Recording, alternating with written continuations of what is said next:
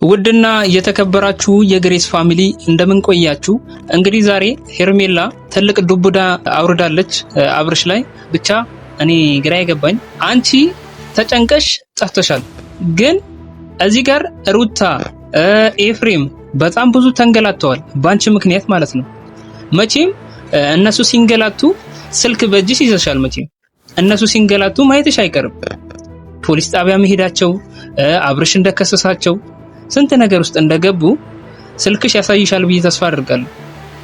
ለምንድን ነው እነሱ ይሄን ያህል ሰው ሁሉ እነሱ ላይ እንዲወርድባቸው ያደረግሽው? ሰው ሁሉ እነሱን እንዲታዘባቸው ያደረግሽበት ምክንያት ምንድን ነው? ካረገሽ እኮ ልክ እንዳሁኑ አሁን እንደተናገርሽው አርግዣለሁ ብለሽ መናገር ትችይ ነበር። ሁሉንም ነገር ማለት ነው ማስረዳት ትችይ ነበር ለአብርሽ አይደል እንዴ? አሁን ነገሮች ካለፉ በኋላ አንቺ ባደረግሽው ምክንያት ብዙ የተጎዱ ሰዎች አሉ። ሩታ ተወቅሳለች በአብርሽ። ኤፍሬም እና አብርሽ ብዙ የማይሆን ነገር ውስጥ ገብተዋል። እንደገና ደግሞ ዳኒም እንደዛው በጣም ብዙ ነገሮችን ነው እያበላሸሽ የነበረው።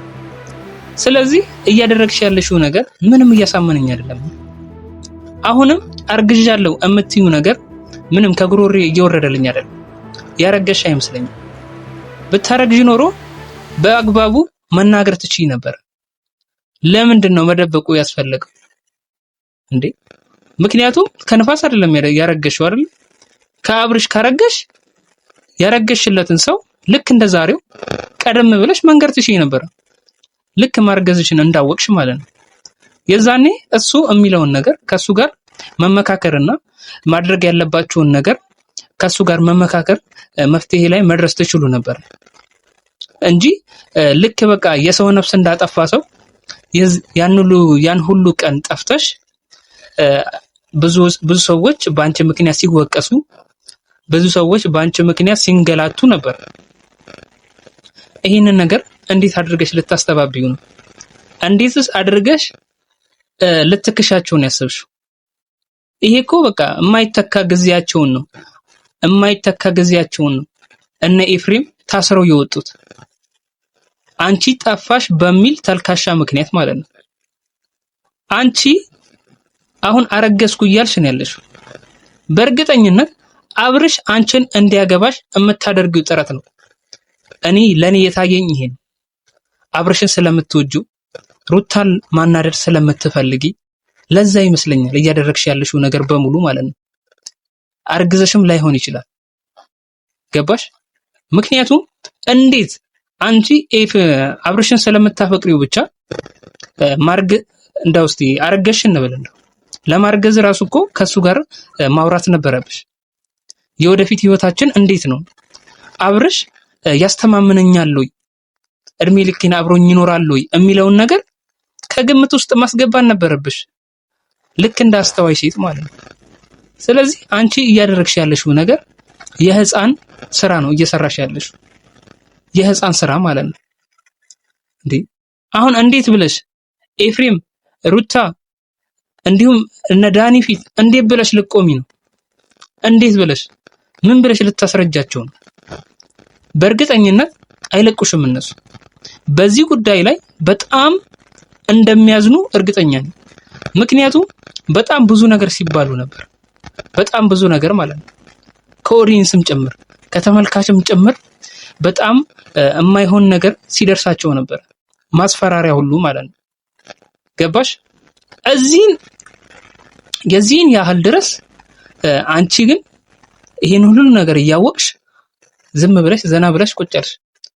ከዛ ከተደበቅሽበት እንዳይት ከጉርጓድሽ ወጣሽ። እኔ ህሊና አለሽ ብዬ አላስብም በራሴ። ምክንያቱም አንደኛ ከባለ ትዳር ወንድ ጋር እንዴት ፍቅር ሊይዝሽ ቻለ? ይሄ ራሱ እኮ ትክክለኛና ጤናማ ነገር አይደለም። ምንም ጤናማ ነገር አይደለም በቃ። ምክንያቱም አንድ ሰው ሚስት ያለውን ልጅ ያለውን ሰው እንዴት አፈቀርኩ ብለሽ ልቡን ታጃጂዋለሽ እንዴ? ባልና ሚስት እኮ ይጋጫል። ሩታና አብርሽ እኮ ልክ እንደማንኛውም ባለ ትዳር ነው የተጋጩት እና ችግራቸውን ደግሞ ቀስ በቀስ ይፈቱት ነበር። አንቺ ግን በመሃል ገባሽና በመሃላቸው ያለውን ክፍተት ተጠቀምሽና አብርሽን እንደምትወጂውና እንደምታፈቅሪው ለማስረዳት ሞክርሽ። ይሄ እያደረግሽ ያለሽው ነገር በሙሉ ምንም ጤናማ ነገር አይደለም። በእርግጠኝነት እነግርሻለሁ እያደረግሽ ያለሽው ነገር ዋጋ ያስከፍልሻል። በትልቁ ነው ዋጋ የሚያስከፍልሽ። ስለዚህ ነገሮችን በጥንቃቄ ማየት አለብሽ ብዬ አምናለሁ። ካልሆነ ግን ከሰው ባል አርግዘሽ ምን አይነት ህይወት ለመኖር እንዳሰብሽ አላውቅም።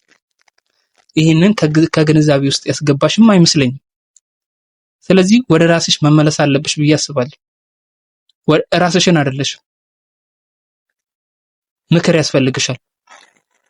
ከቤተሰቦችሽ ጋር ተማከሪ፣ ከወዳጆችሽ ጋር ተማከሪ። ከዛ በኋላ ውጤቱን ላንቺ የሚሻልሽን ነገር ይነግሩሻል ብዬ አስባለሁ። እንግዲህ የግሬስ ፋሚሊ የዛሬው ቪዲዮ ይሄን ይመስላል። ቻው።